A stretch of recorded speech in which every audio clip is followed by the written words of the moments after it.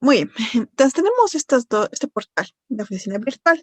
Una que tiene los servicios al ciudadano y otra que tiene los servicios al contribuyente. En este que tenemos servicios al ciudadano, vamos a hacer la prueba por ejemplo, que es la certificación de no tenencia de número de identificación tributaria. Vamos a poner mis datos primeramente para que ustedes vean que si yo tengo, si una persona tiene estos datos, no puede generar este certificado. Vamos a hacer un poquito acá. Tenemos que J7 y consultar. Y nos sale este reporte que dice que mi persona con ese número de carnet tiene un NIT y que por lo tanto no puede salir el certificado de no existencia de NIT.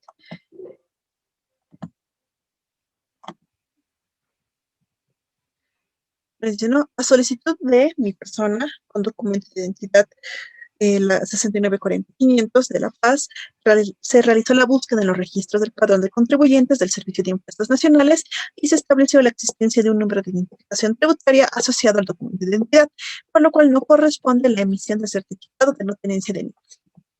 Ahora vamos a poner el número de otra persona. La Paz.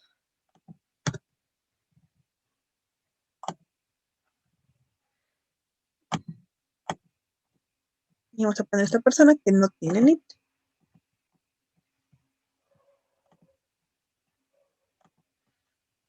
Y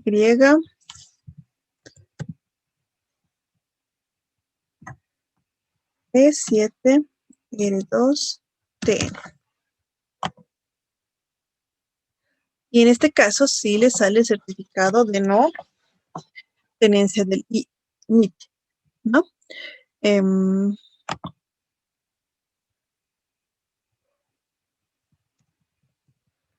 Acá nos dicen la solicitud del señor Blanco Mejía Paolo Sony, con documento de identidad 6814083 de La Paz. Se realizó la búsqueda en los registros del padrón de contribuyentes del Servicio de Impuestos Nacionales y no se encontró ningún número de identificación tributaria asociado al número de identidad. Estas son las medidas de identidad o de certificación y aquí está el código QR. Este código QR es muy importante. ¿En qué sentido? En el sentido de que es como la huella digital del documento. Y es muy relevante porque nos puede ayudar a identificar el caso de que exista duplicidad de documento. Por ejemplo, voy a compartirles mi pantalla. Como verán, tengo escáner QR. Yo voy a hacer el escaneado de esto. Y me va a salir la información. Como ustedes verán, ahí está el número de carnet, el número de trámite y adicionalmente la página donde se ha publicado ese documento. ¿Y a quién pertenece, no? El número de carnet es un número de identificación que establece la legitimidad del documento. Bajo ese parámetro, deberíamos decir que no se puede generar ningún tipo de documento que no tenga esa medida de seguridad en el, en el entendido de que cualquier trámite online debería contar con ese tipo de medida de seguridad. Entonces, muy bien, eso es con respecto al manejo de esto. ¿Qué más tenemos? Consultas del estado del NIT. Se pone el NIT, se pone consultar y abajo sale el estado activo y desde cuándo. Lo propio pasa a suceder para otros NIT. Ahora, hay también otra opción, que es consultas públicas, que son con respecto a las normativas, ¿no? Se digita el número de NIT y el código de certificación. Es decir, vamos a ir acá, por ejemplo, a este código. No tenemos. Se pone, digamos, acá. Vamos a sacar aquí.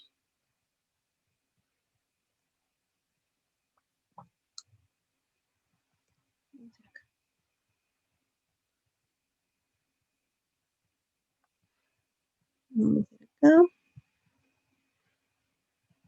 Vamos a abrir esto. Código de certificación. Vamos a validar. Vamos a poner el número de carnet. Y vamos a poner el código de certificación. Consultar. El resultado. Una certificación de no tenencia de NIT generada en la oficina virtual con ese número de seguridad, este código. Este código tiene que coincidir con este código de seguridad. 8924, a ver, 8924, 8446, 2021, 398. 8924, 8446, 2021, 398. Corresponde. De esta manera es que se valida si también el documento corresponde a lo que se está informando. Puede que se pueda cambiar, si quiere, el código QR y poner unos datos similares, pero puede que, digamos, esos datos correspondan no a una certificación de no adeudo, puede que sean correspondientes a un formulario o a otro documento que se esté proporcionando. Luego tenemos el verificador de facturas. Vamos a hacer una factura. 67, 64, 11, 30, 19, 1365, número de autorización, 31, 64, 01, 1, 2, 3, 304, 689, fecha de emisión, este fue del 8 de enero.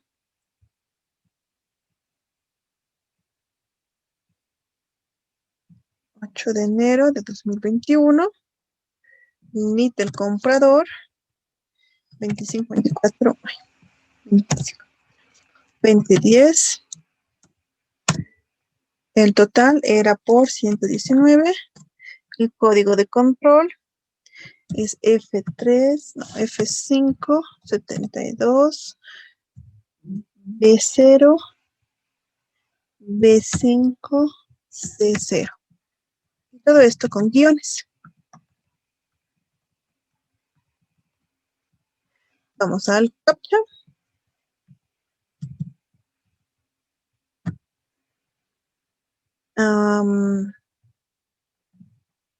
Y nos dice que los datos corresponden a una factura debidamente dosificada por impuestos nacionales.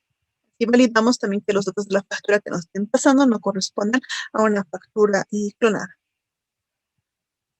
Dependientes, en este caso, el acceso de dependientes tiene que ser dando de alta a cada dependiente con un código específico y con sus códigos y sus usuarios y contraseñas pueden ingresar.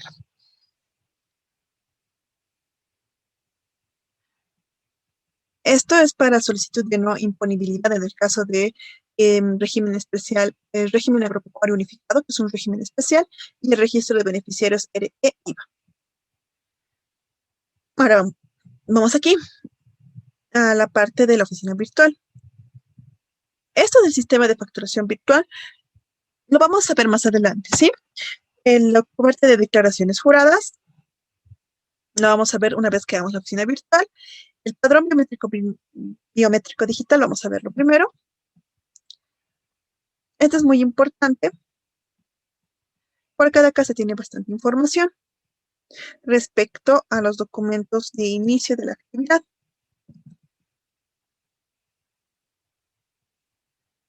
Vamos otra vez, TED. Bueno, 1.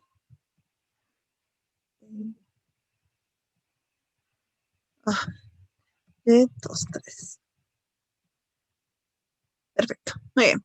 Entonces, se puede crear una modificación en el padrón de contribuyentes cuando se haya actualizado la dirección o cuando se quiera actualizar actividades secundarias que se estén realizando. En reposición de documentos de exhibición es la reposición de ese que dice emite NIT, número tantos, emite o no emite factura. Se ha creado, ponemos imprimir, vamos a imprimir y aquí tenemos el documento. En este caso solo me sale el código de certificación, el código de seguridad y la fecha de la certificación. Vamos a guardarlo, pero quiero que vea una cosa. A partir de la gestión pasada, se pide que el número de identificación tributaria tenga que ser actualizado. Es decir, que cada gestión, el NIT sufra actualizaciones. Voy a buscar. Acá está. Este NIT como tal tiene que ser actualizado en la plataforma hasta el 8 de enero de 2022. Para aquellos que ya hemos realizado la actualización, ya no nos sale otra vez la fecha. Cuando ponemos reimpresión, no nos vuelve a salir la fecha de ampliación de ese plazo de vigencia.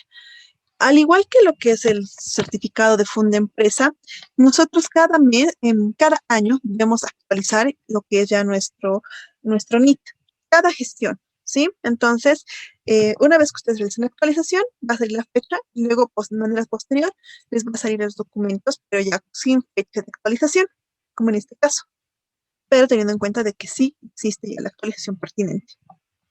Vamos hacia atrás.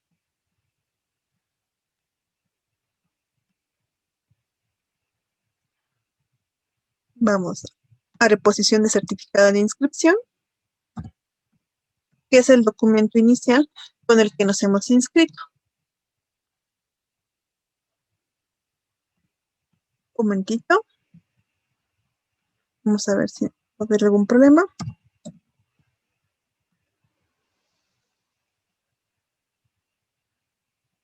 Ahora sí. Ese es el certificado de inscripción.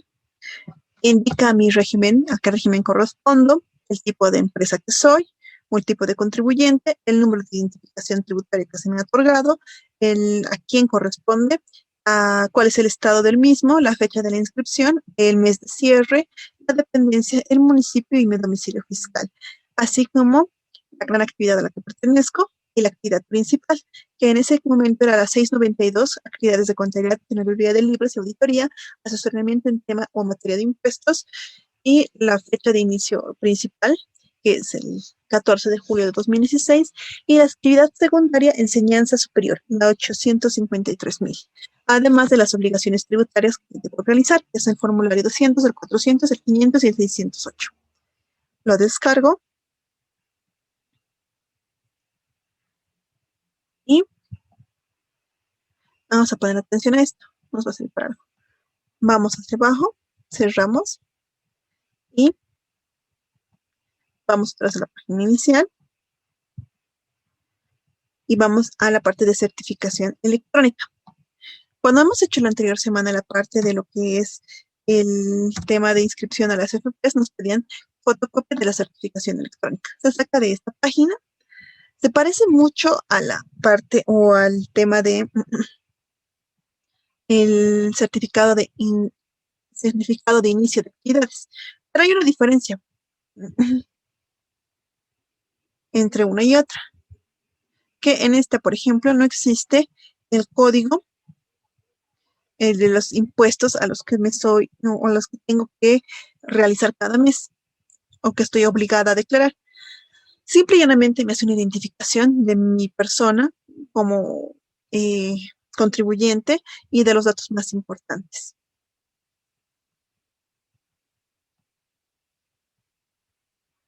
Muy bien, vamos atrás. Vamos acá. Y tenemos, por ejemplo, la reposición de la tarjeta virtual, eh, que, es, que es la que se conocía como tarjeta MASI. En este caso ya no aplicaría en este caso porque yo tengo todavía mi tarjeta. En caso de que no, tendría que crear reposición. Acá me pondrían el número de identidad. Yo pondría recuperar tarjeta y me darían otra vez una tarjeta digital para el ingreso. Pero yo tengo mi tarjeta, así que no tengo por qué reponer mi documento de tarjeta. En este caso voy a poner cancelar porque yo no necesito este número. Y luego tengo la inactivación solicitada del NIT. Se inactiva el NID cuando ya no se va a realizar actividades con el mismo y adicionalmente cuando tenemos la certeza de que nuestra entidad está cerrando actividades. No se puede inactivar a no ser que se esté cerrando la actividad como tal. Y para solicitar la inactivación del NID, se va a pedir el balance de cierre de esa actividad económica. Ahora, se puede consultar también el padrón.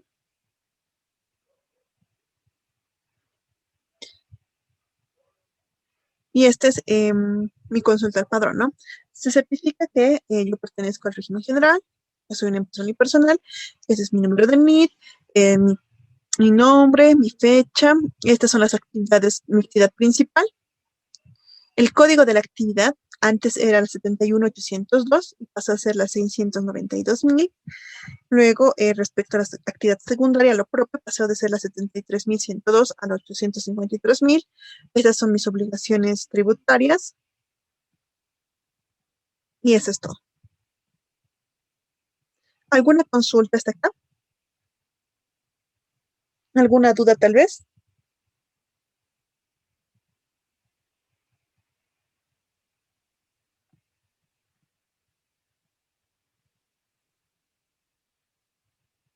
Voy a cerrar esto y voy a ir al portal. Vamos acá.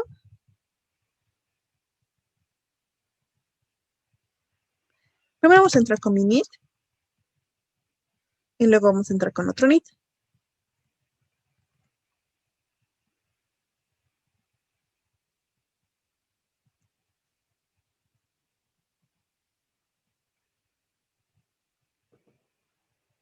Muy bien. Como verán, esta es mi página principal de la oficina virtual. Acá se figuran los datos más importantes. La UFB, debería estar aquí la UFB de la fecha. Igual acá el tipo de dólar de compra y de venta, lo raro. El salario mínimo nacional que sigue siendo 2.122. La tasa del 4% aplicable desde el 1 de julio de 2016. La multa en IDFs expresada en UFBs de 50 UFBs. Mis plazos para mi envío del mes de marzo. Mis noticias o mis avisos. No tengo nuevos avisos en el buzón tributario y tengo mis tres direccionales o mis tres enlaces hacia los portales más importantes, que es para las declaraciones, el buzón tributario y el sistema de facturación virtual. Empecemos por ver el correo del contribuyente. Este es un correo para hacer solicitudes, ¿sí? Acá se solicita un tipo de trámite: fiscalización externa, recaudaciones de pagos en defecto, padrón, control de créditos, omisos, morosos, facilidades de pago, facturación, corrección de errores materiales, cálculo de deuda tributaria, consultas de impugnaciones y otros. Nosotros tenemos el detalle de la solicitud y enviamos. Con esto se puede hacer una solicitud para algún tipo de trámite como el que hemos visto. No se puede hacer fuera de esos trámites, pero sí se permite esos trámites. Y dentro de este mismo nos van a responder. Como ustedes verán acá, hay una bandeja de entrada. Luego tenemos los usuarios.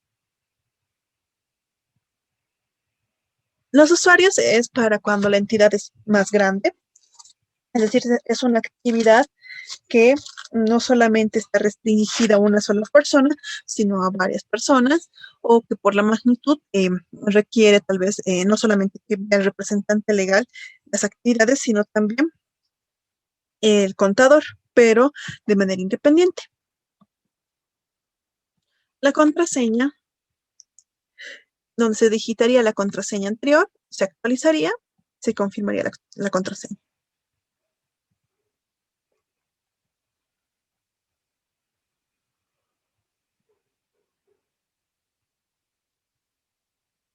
El inicio obviamente nos va a botar acá y el cerrar es para generar el cierre de la página. Ahora, tenemos también este de registro de actualización de correo, celular y teléfono. En este caso yo tengo estos datos registrados. He dado de baja o inactivado solamente este número de celular que ya no me corresponde y el resto está activado.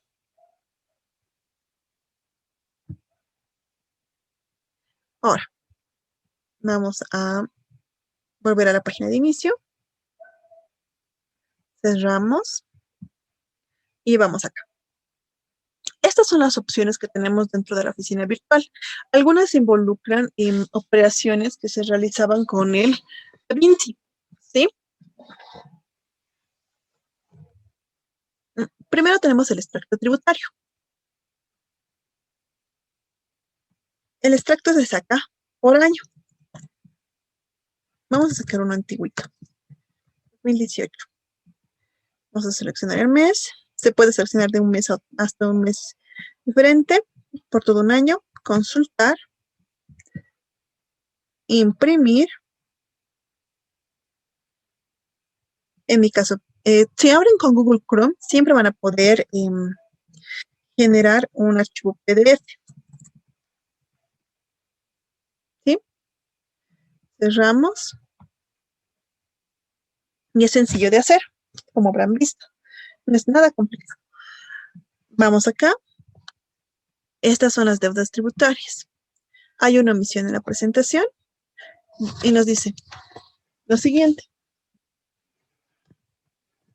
Haciendo la verificación de la información en el sistema de administración tributaria, a la fecha usted no cuenta con omisiones en las declaraciones juradas. Es decir, que no existe la no declaración de alguna declaración obligatoria. Recordemos que no todas las declaraciones son obligatorias. Eso lo vamos a ver cuando entremos a la parte de declaraciones juradas y vamos a determinar qué obligaciones sí se deben tomar o qué formularios sí o sí se tienen que declarar y cuáles no.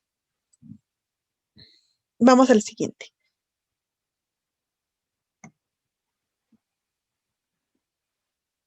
Fuera de plazo.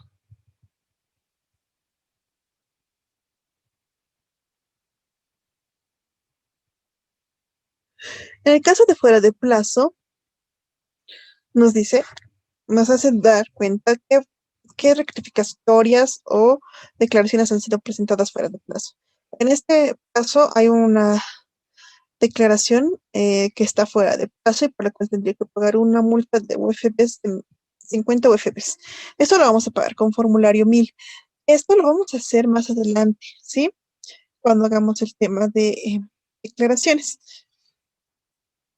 Vamos a poner imprimir, guardar.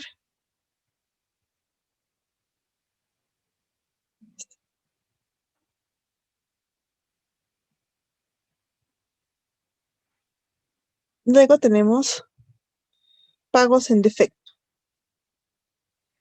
El pago en defecto es cuando se realiza un pago que no tenía que realizarse, es decir, cuando por algún error u omisión realizamos una declaración y hacemos pagos por demás, es decir, pagamos adicional a lo que deberíamos haber pagado en su momento, generando de esta manera un problema, ¿sí?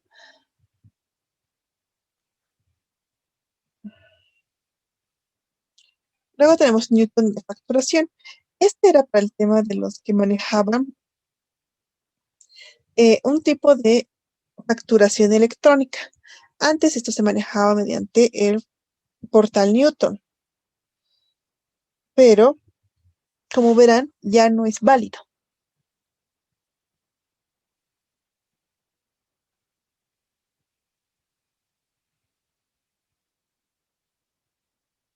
Tenemos luego los que son del DaVinci. Vamos a hacer esto que es consulta. Perdón, vamos a ver lo del envío. El 601, si no me equivoco, es un tipo de régimen especial que tenía antes. Vamos a verlo. Sí, que era parte del régimen complementario al valor agregado. Pero ahora este tipo de carga de paquetes ya no se realiza de manera de esta manera, si no se realiza mediante el portal del CIAT. Luego tenemos el envío del IATA. El IATA es un tipo de sistema de información, pero de transacciones o compras de boletos aéreos. El IATA es un sistema internacional, si quiere, donde existe una codificación de vuelos, es decir, cada vuelo en específico va a tener un tipo o mejor dicho, un, ¿cómo les explico? Va a tener un código específico para cada transacción o para cada viaje, ¿sí? Es decir, que no todos los vuelos comerciales o van a tener el mismo código, ¿sí? Es el IATA el que se encarga de darles códigos diferentes y también es el IATA mediante el cual se generan ciertos paquetes y incluso reservas. Mm, Al ser un tipo de información que si bien genera no solamente por parte de la facturación, sino también otro tipo de información. Para impuestos nacionales es muy importante tener esta información, ya sea por el volumen de datos que se pueda manejar, así como para hacer un análisis al respecto de los niveles de venta de ese tipo de actividad. Tenemos luego el envío al CAC, que no estoy segura cuál era su propósito. Estas eran las consultas al EDC IVA, cuando se hacía por el VINCI.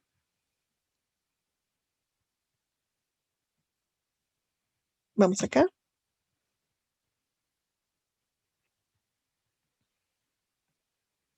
Acá. Y luego las envío de declaraciones juradas, que ahora se realiza por oficina virtual o facilito. Consulta de información clínicas. Esta de las informaciones de clínicas, eh, tengo entendido que aún se maneja. Es un tema de como la misma idea de que el reporte del hospedaje, es decir, tener un conocimiento exacto de quiénes son los que han sido atendidos, cuánto tiempo y cuánto ha sido el costo. Es decir, para tener un registro más adecuado y al detalle de estas personas.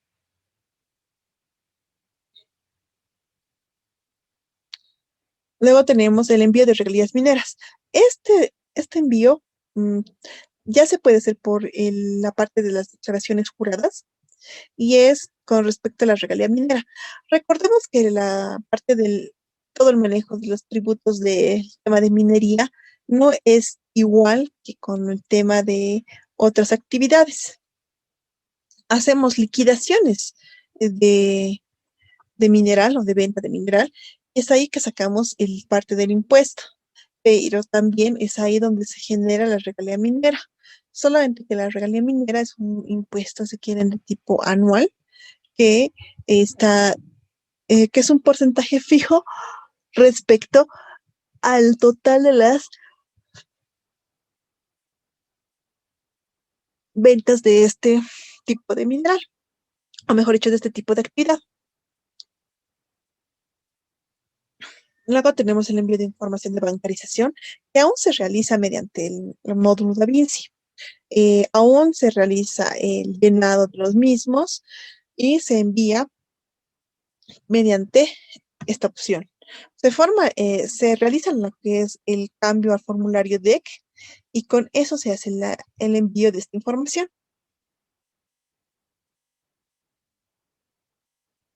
En acá se tiene que generar un portal donde se puede realizar el envío. Está aquí tardando un momento en la carga. Debería poder verse ahí.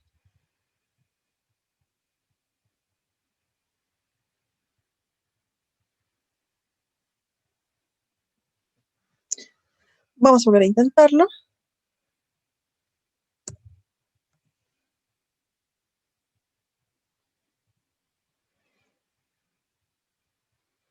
Mm, Ha de sufrir alguna falla. Qué raro. que por ahí se hacía la declaración de la provincia, el envío del LCD por lo menos.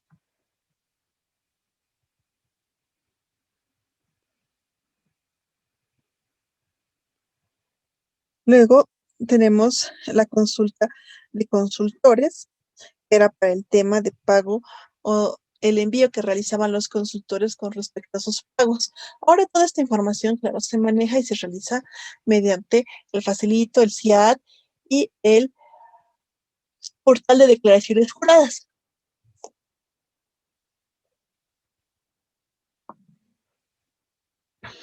Ya. Con respecto a la certificación de declaraciones juradas, es, vamos a hacer un ratito, a ver aquí, 200, digamos.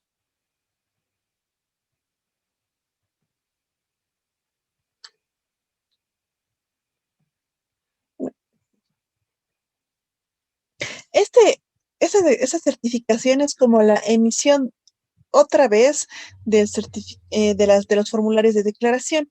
Esto es más sencillo de ver, si quieren, cuando hagamos el tema de declaraciones. Nos va a salir la misma información, solamente que acá vamos a tener mayor problema porque no tenemos el número de orden.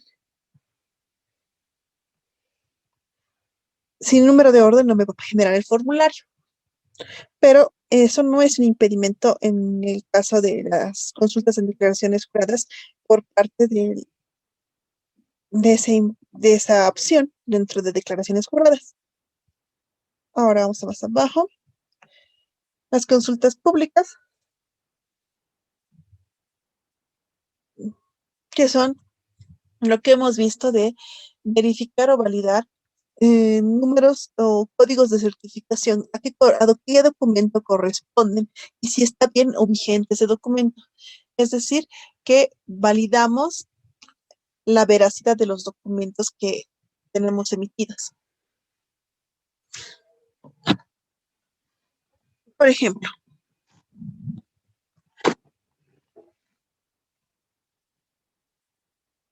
vamos a este. Nos pide código de certificación y nosotros tenemos este código de certificación. Vamos acá, ponemos, consultamos.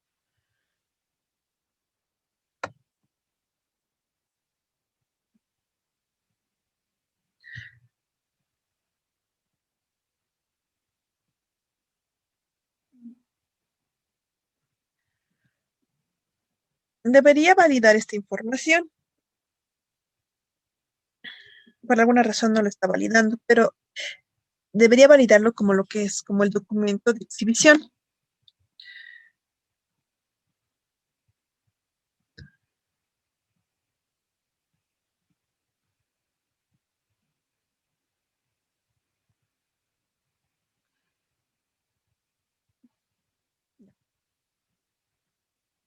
Vamos más abajo. Luego tenemos el control de estados financieros. En acá es donde vamos a ver los 605 que se han enviado con el facilito. En este caso, yo tengo enviado por el facilito el tema de la gestión 2017 y la gestión 2016. Y como les decía, no hay manera de que yo pueda realizar la reimpresión de esos documentos. Simplemente puedo verlos, no realizar la reimpresión.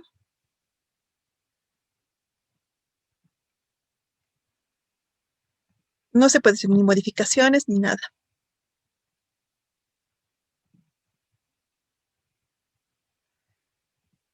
ni tampoco se puede ver el documento. Ese es lo, eso es lo malo de no haber guardado, digamos, si no lo realizaron el guardado del 605 de las gestiones 2017, 16 y atrás, porque el sistema facilito no lo guardaba de manera directa en una nube, sino que solamente generaba esos documentos PDFs o esos documentos para imprimir en su máquina.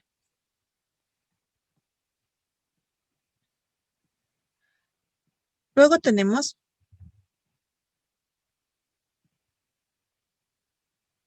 guías de tránsito. Un momentito, por favor.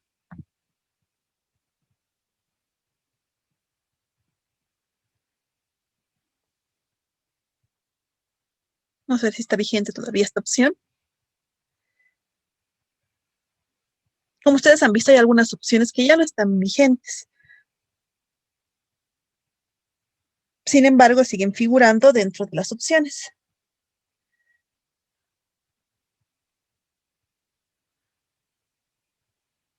Ujú.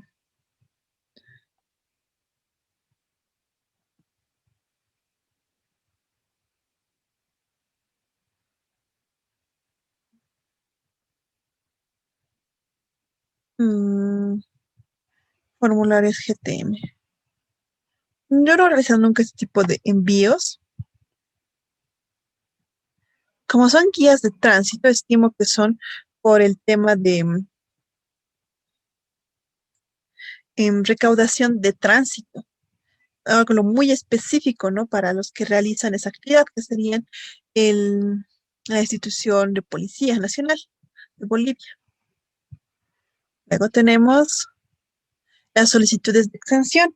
Estas dos solicitudes de exención, una corresponde por exención a asociaciones civiles que realizan actividades que no que tienen lucro, pero que es mínimo o que se encuentran en un tipo de régimen, o tendrían que estar bajo otro tipo de régimen, perdón.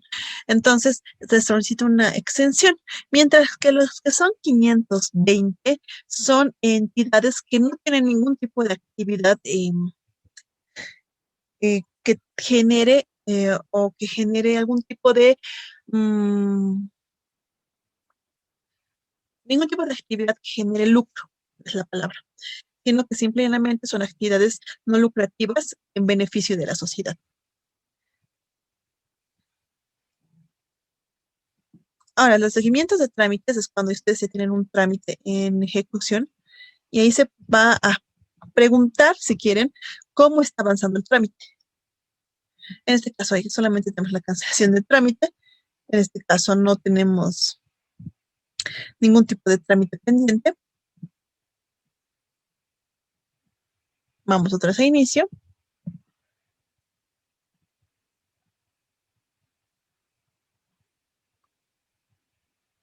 Luego vamos acá.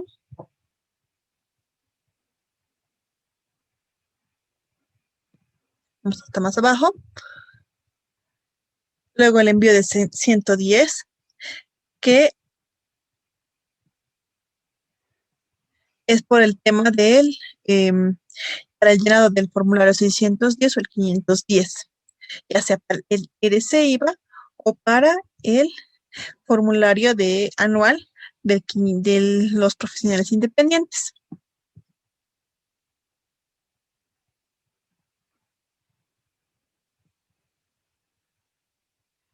Luego tenemos la consulta de 110 independientes y lo que es el envío del LCB, que como hemos visto, si no se puede realizar el envío por plataforma, podemos realizarlo mediante este sistema, evitando de esta manera cualquier tipo de contingencia.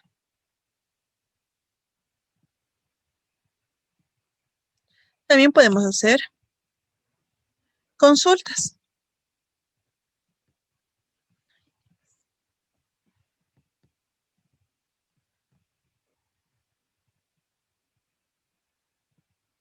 mensual,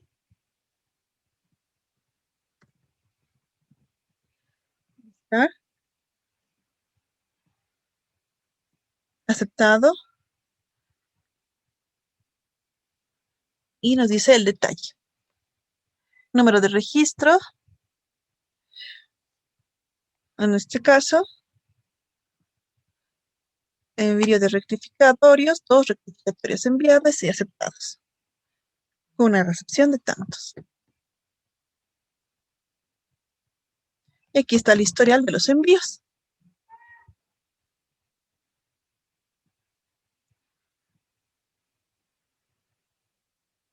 Ahora vamos atrás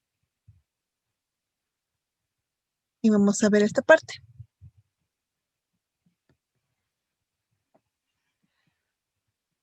Esto de las descargas no es el tema de para el LSB, pero ya hemos visto que no se genera mayor problema.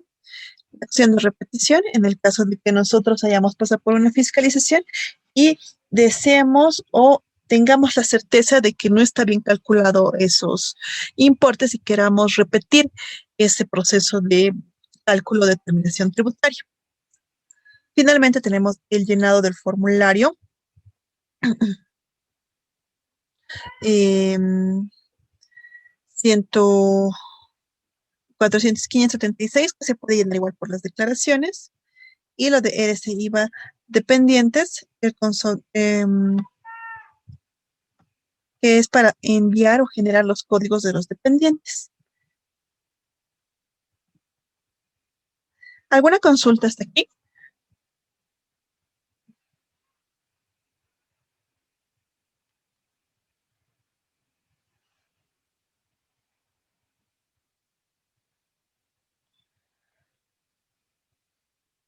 ¿Alguna duda tal vez?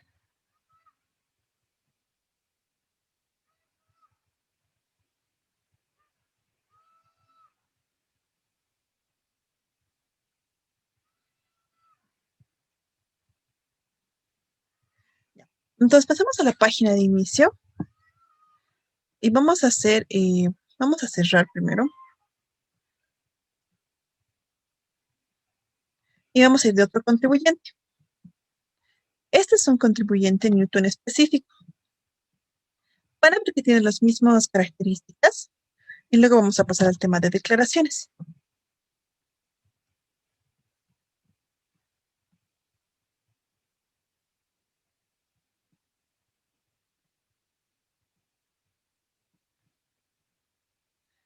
Como verán, se ha generado este Newton específico desde el 28 de febrero de 2013.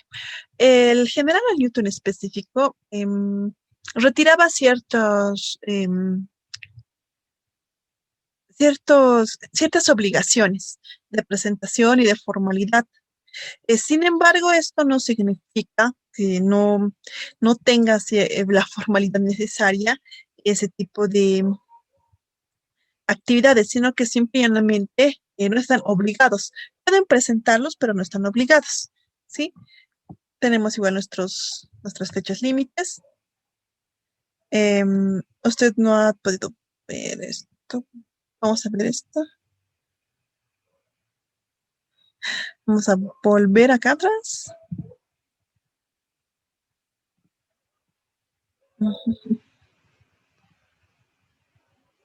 Vamos a generar esto.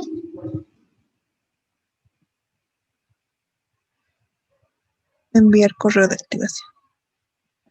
Por alguna razón no quiere generar el correo de activación.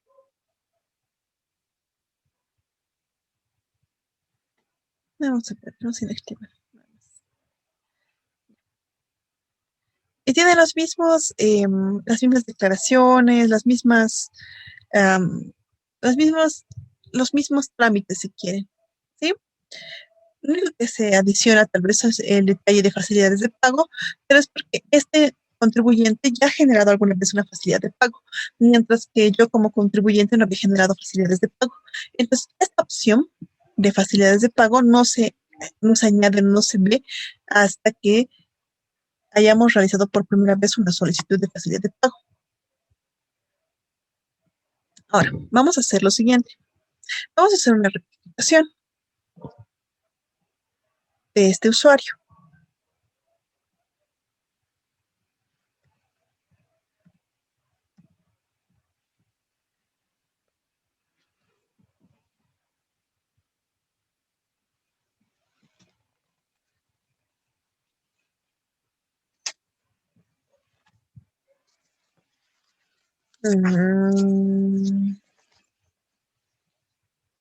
No existe mayor diferencia entre una rectificación y un envío, pero ¿saben qué vamos a hacer? Vamos a hacer un envío, una declaración y luego vamos a hacer una rectificación. Vamos a hacerlo primero con em, declaraciones juradas. Ustedes entran por acá directamente, declaraciones juradas, o si no entran en su defecto por esta parte,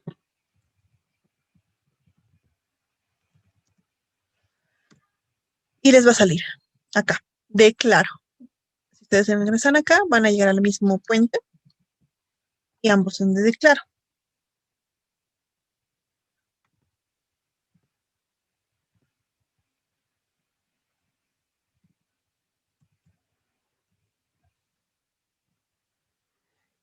Ingresamos, vamos a volver a poner el link.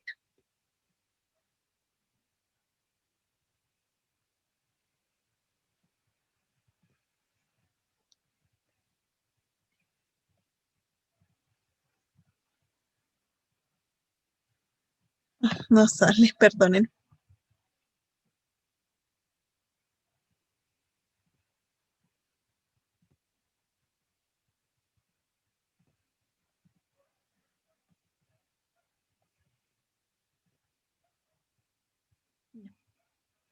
Vamos acá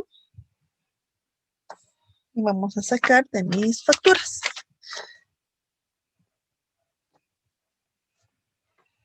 Como verán, acá hay varios tipos de formularios. O mejor dicho, hay dos opciones. Vamos a volver atrás. Vamos a ir a declaraciones juradas. Esto nos va a impedir hacer las cosas como quisiéramos. Vamos a acá. En este caso, por ejemplo, esto casi me olvido. Tenemos un buzón tributario, ¿sí? Tenemos el portal de declaraciones, luego entonces por el buzón tributario. Vamos a abrir el buzón tributario. En este caso sí tenemos notificaciones. En este caso es, por ejemplo, por la constancia de notificación electrónica. Esta gerencia ha notificado el 16 de noviembre al acto administrativo de resolución de facilidades de pago. Es decir, ha autorizado para que se habilite lo que son las facilidades de pago. Nos ha dado igual cuánto tiempo tenía que tener, cuánto es y el código. Vamos a avisos. Está colgado un poquito más de lo normal, eso a veces suele suceder, que se cuelga la página.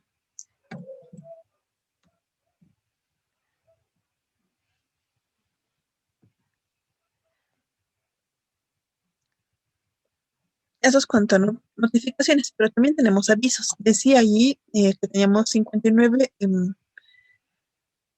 constancias de no haber leído. El recordatorio de cuota mensual, cuotas programadas, cuotas pagadas, 12, y importe referencial de la cuota a la fecha de vencimiento. Vamos hacia atrás. Esta es la de septiembre, tiene el mismo tenor. Esta es la de se comunica deuda tributaria, que era por un tributo omitido, que es por un pago que no se ha realizado. Declarado pero no pagado sería la palabra correcta. Recordatorio de cuota mensual y así. En esta parte llegan todas las notificaciones que deberían tenerse.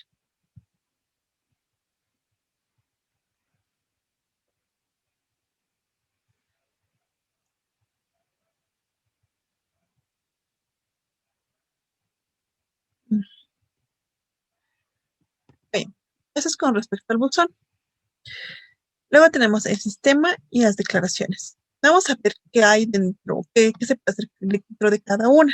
Como verán, el buzón no tiene mayores problemas que solamente los avisos y las notificaciones.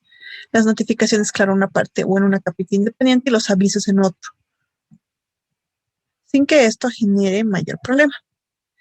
Ahora, con respecto al tema de las declaraciones juradas, este sí tiene y tiene más cosas, si quieren, que poner.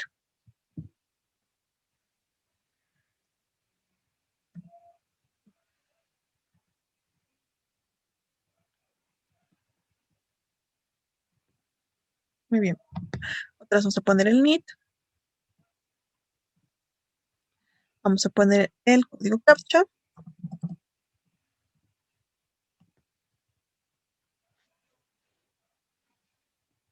Y aquí tenemos.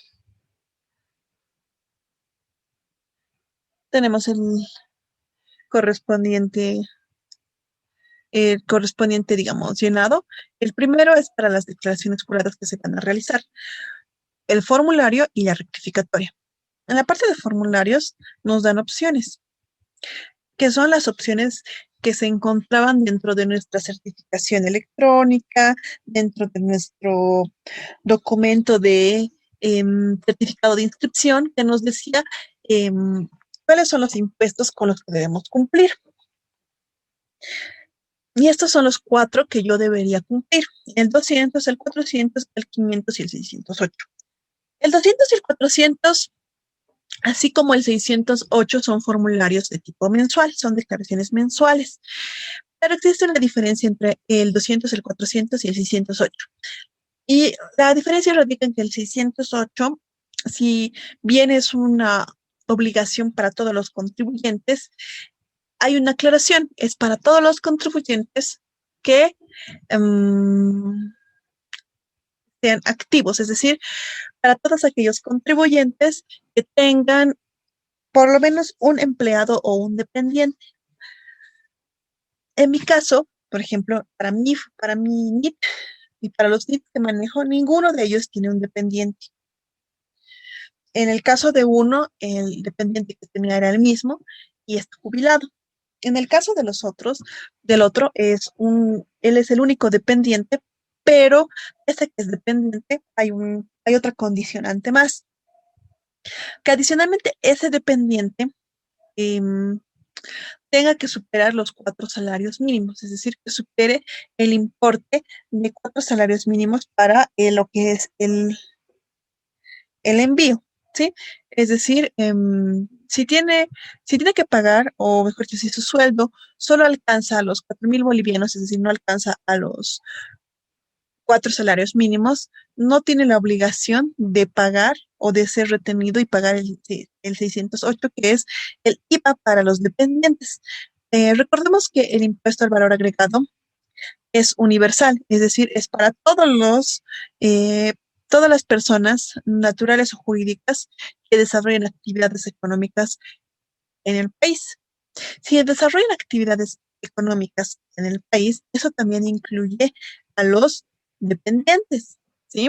Eso significaría que el trabajador en sí mismo tendría que tener la obligación de pagar sus impuestos, pero no por ser trabajador, nosotros tenemos un NIT, ¿verdad? De hecho, ningún trabajador o casi ningún trabajador que sea dependiente tiene NIT.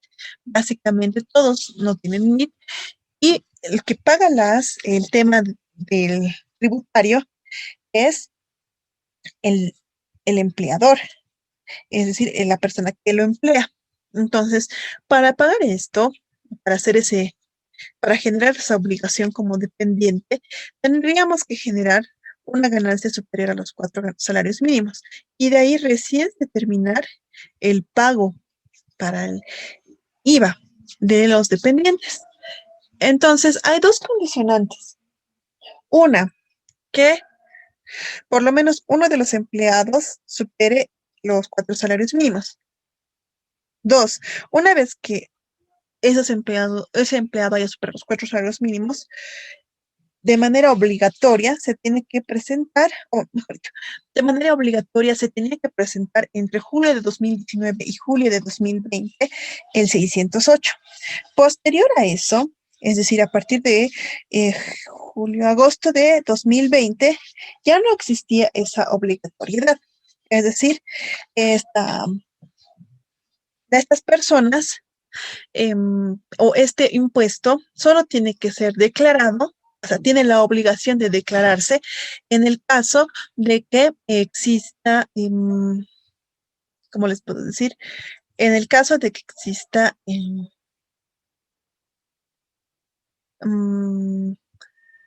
pagos a realizarse, ¿sí? Tenemos todo esto. ¿Y qué pasa con las declaraciones juradas, con las rectificatorias. Las rectificatorias van a tener los mismos acates, ¿sí? Los mismos 4 impuestos que se deberían realizar, ¿sí? Ahora, estos impuestos, si bien tienen la obligatoriedad de realizarse, en cuanto a las rectificatorias, solamente se puede realizar una. Una única vez se puede rectificar un formulario enviado, ¿sí? No 2 veces, no 3 veces. Al contrario que un formulario o, o una declaración de LCB. El LCB puede tener varias rectificatorias, pero un formulario del 200, el 400 o el 608 o el mismo 500 solo puede rectificarse una única vez. Y por eso hay que tener mucho cuidado cuando se hace ese tipo de rectificaciones. ¿Por qué? Porque si se equivocan o tienen algún problema, no se puede rectificar nuevamente. ¿Qué más? Tenemos esta parte, otras declaraciones juradas. Estas otras declaraciones juradas tienen una variedad de impuestos. También incluyen los impuestos obligatorios. Y les va a servir esto en el caso de que por alguna razón no quiera o no se quiera generar el formulario 500. Tengo uno de los clientes que tiene ese problema, que no genera el formulario 500 desde la primera variante, es decir, desde la declaración, sino tenemos que ir hasta acá, escoger el impuesto, en este caso, aquí estás, impuestos sobre las utilidades de las empresas, y seleccionar el formulario. Solo así se puede declarar en ese caso, en el caso de esta persona en específico. Y puede suceder que en el caso de ustedes pase eso, que por alguna razón no les permite declarar en la, en, en la pestaña correspondiente, pero se puede declarar en aquí, en otras declaraciones. Acá tenemos toda una serie de códigos que corresponden a diferentes tipos de impuestos, empezando por el más común y terminando en el menos común. Por ejemplo, el primero es la regalía minera. Como les había dicho, la regalía minera ya no se hace pago por oficina virtual como tal, mi declaración por oficina virtual como tal, sino por este portal de declaraciones juradas. Luego tenemos el impuesto a la participación en juegos. Luego tenemos la alícuota adicional al IUE. Esta alícuota adicional al IUE la pagan el sector minero. Luego, a las retenciones a empresas industriales exportadoras. Esto debería ser solamente, pero para el tema, déjenme ver, de retenciones consolidadas y ITIUE. Luego, gravámenes aduaneros, que lo maneja de una u otra manera el tema de aduana nacional. Recordemos que dentro del esquema tributario boliviano, es decir, dentro del esquema del marco normativo de impuestos de Bolivia, tenemos un marco normativo ya establecido. En nuestro pico superior o nuestras normas más importantes, por encima incluso de la Constitución, son los tratados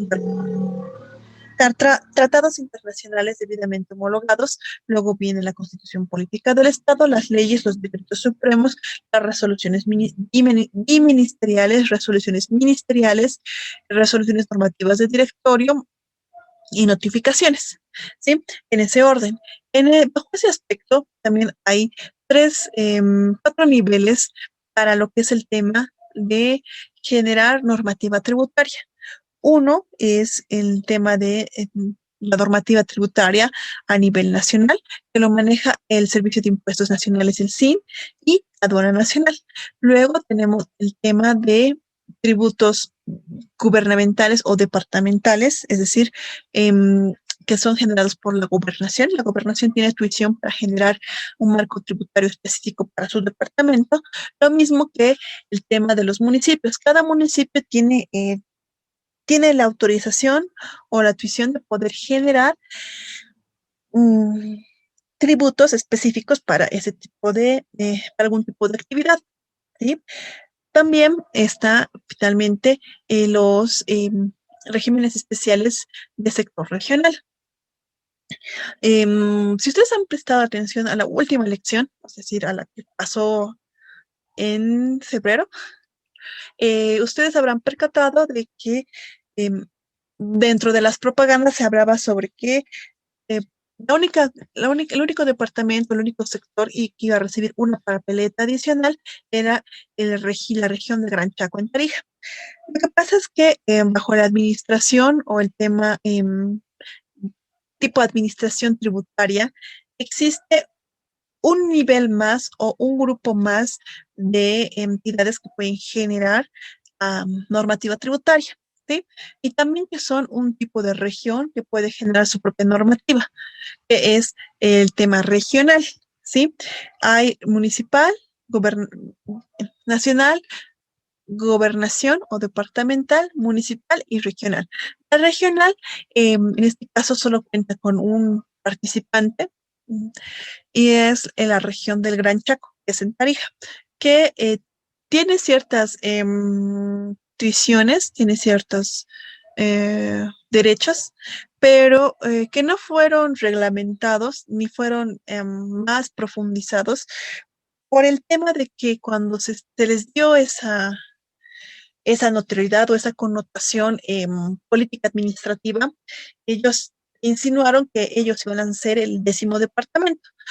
En vista de que nosotros, que la política nacional en general no quiere generar un nuevo departamento o una circunscripción adicional municipal, o mejor dicho, departamental, se decidió que, o tomaron la determinación de ya no hacer más hincapié respecto al tema administrativo de la regional Gran Chaco. Es por eso que pese a que si tienen la estructura orgánica, porque por eso también se está escogiendo representantes regionales de esa región en específico, que van a tener cierto papel en el tema administrativo, no se les ha propuesto o no se les ha dado mayores herramientas por esa insinuación de querer convertirse en un departamento.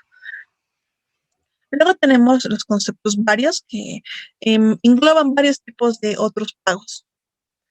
La transmisión gratuita de bienes, que es en el caso de hacer donaciones, a la renta presunta de las empresas, que debería ser lo que se contempla todo lo que es el 500.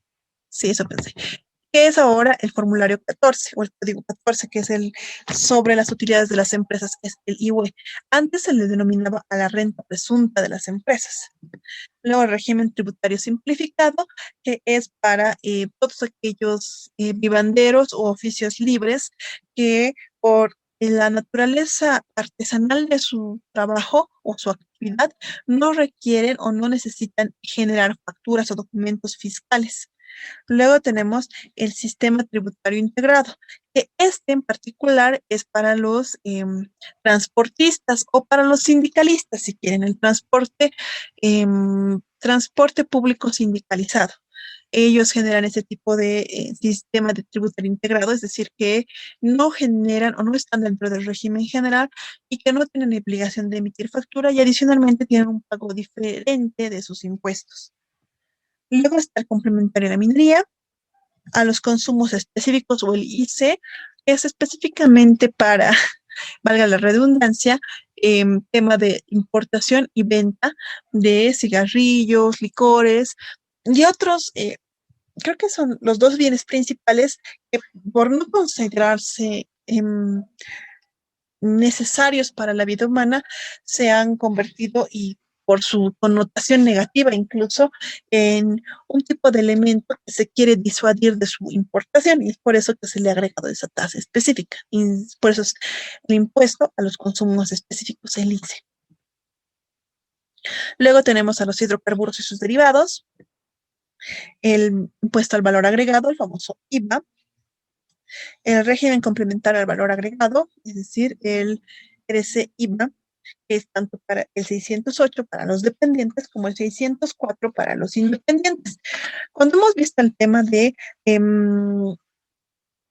tanto de AFPs como del Ministerio de Trabajo, había ciertos acapites donde hacía una diferenciación entre los que eran dependientes totales de la entidad y los que eran dependientes, pero que conservaban de una u otra forma su independencia, es decir, que sí tenían una relación contractual con la entidad, pero que guardaban su propia independencia respecto a incluso a los mismos pagos que realizaban. Luego, a las transacciones, el IT, con sus diferentes variaciones. Por ejemplo, dentro del impuesto, eso lo vamos a ver ahorita. Primero terminaremos la lista. Luego, el impuesto a las propiedades de bienes inmuebles y vehículos, que ahora es un impuesto municipal. El régimen el simplificado de la propiedad rural, la regulación impositiva, que era por el tema de planes de pago y demás, el régimen agropecuario unificado, el famoso RAU, que es un tipo de régimen especial que está enfocado a los pequeños productores eh, que trabajan en el campo, que realizan cosechas y demás, y que eh, no generan una actividad que pueda considerarse del régimen general y que por lo tanto al ser pequeña se considera una pequeña actividad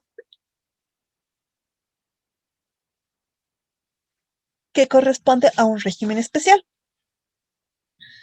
a los viajes al exterior, municipal a las transferencias, que como su nombre indica es municipal, es el impuesto a las transferencias que se genera o que se tiene para cuando se realiza una venta o un traspaso de un bien. En general, un bien mueble.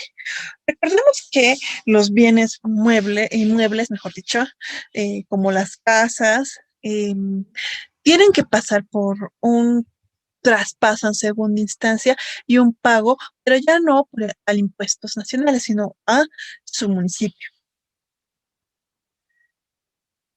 Luego tenemos el programa de regulación de deudos tributarios, que era el perdonazo de 2018, a las a las transacciones financieras, el ITF, que es un pago quincenal, una declaración quincenal que realizan las entidades financieras que tengan actividades o algún tipo de proceso de manera o con moneda extranjera. Luego tenemos el impuesto directo a los hidrocarburos, el famoso IDH.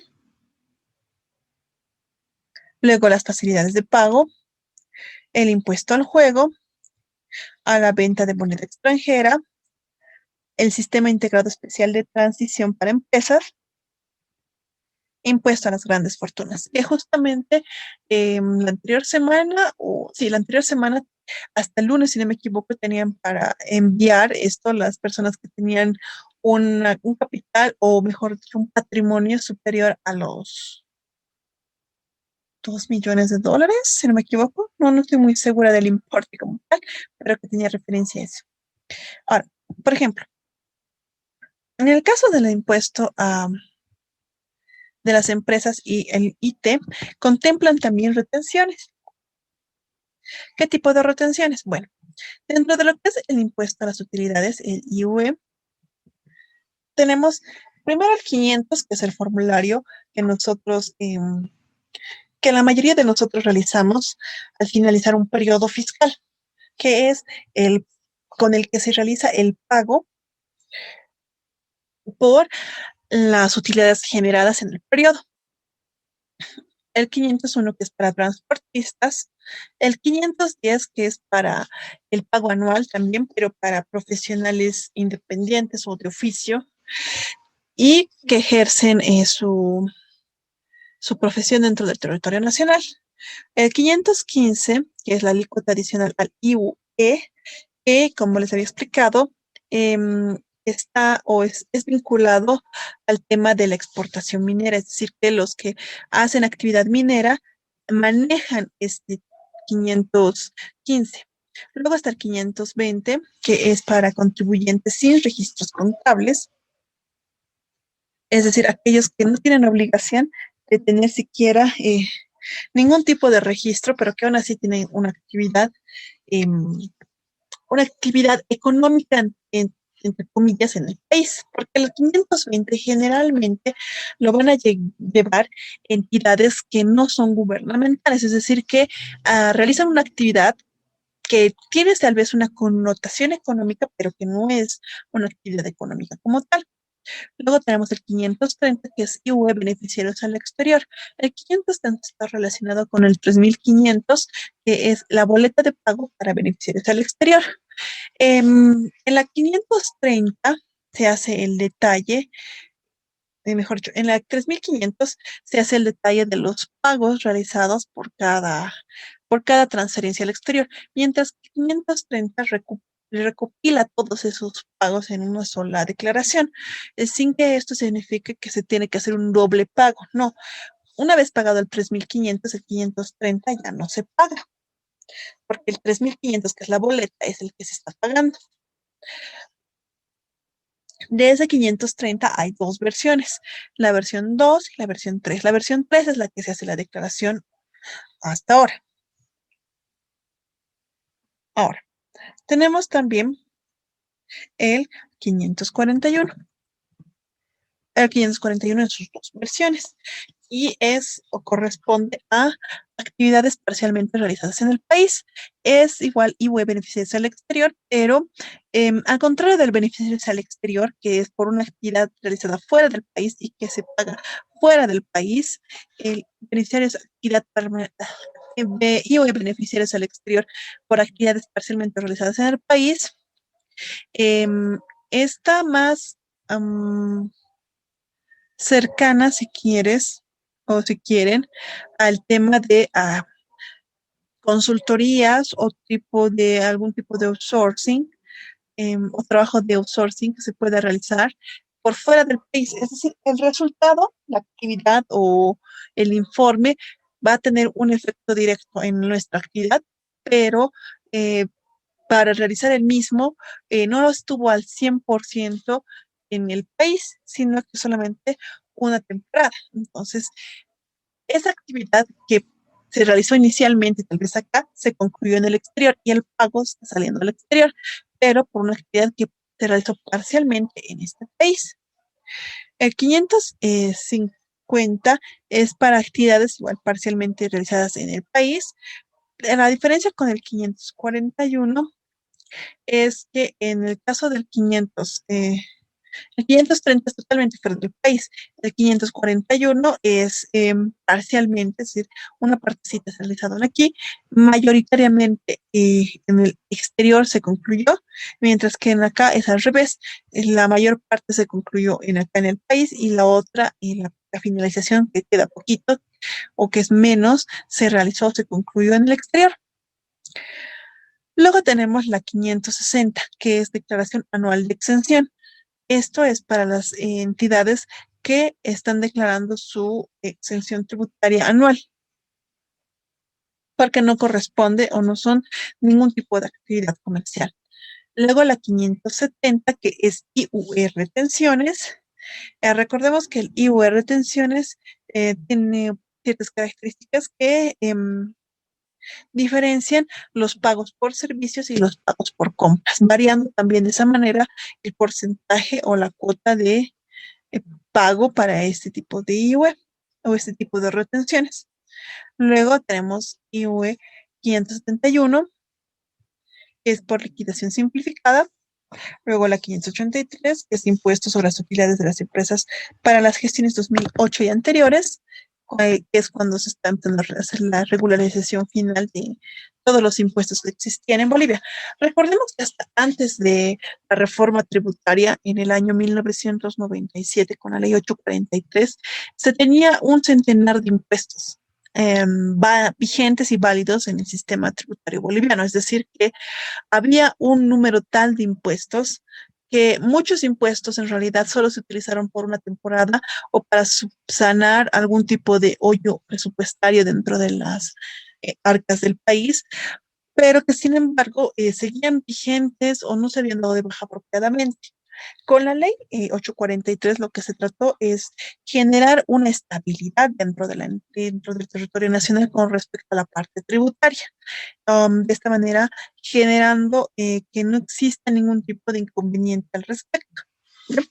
Luego tenemos anticipos IUE minero, que es por el IUE anticipado. Luego las alícuotas adicionales a las utilidades, 598, el impuesto sobre las utilidades del sector minero. Finalmente tenemos la boleta de pago 1000, que es para pagos en efectivo en cualquiera de los casos.